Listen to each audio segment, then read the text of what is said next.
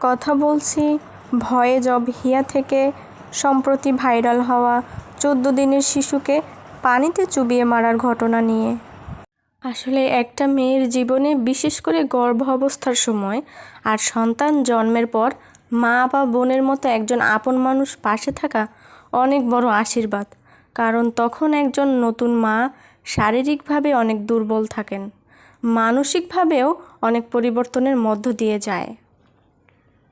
কিন্তু সবার ভাগ্যে তো মা বা বোনের এই সাপোর্ট থাকে না।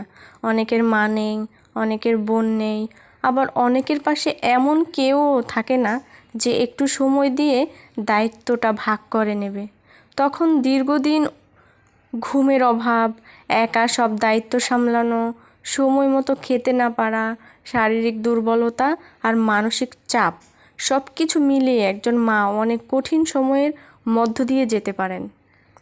অনেকের ক্ষেত্রে সন্তান জন্মের পর পোস্টপার্টাম ডিপ্রেশন হতে পারে, আবার কখনো কখনো আরও গুরুতর মানসিক সমস্যাও দেখা দিতে পারে।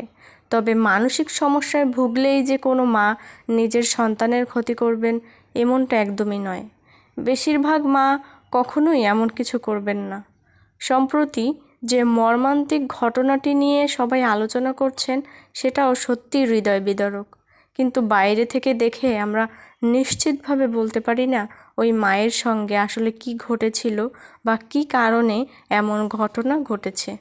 সেটা জানতে তদন্তের পাশাপাশি চিকিৎসাগত ও মানসিক মূল্যায়নও দরকার।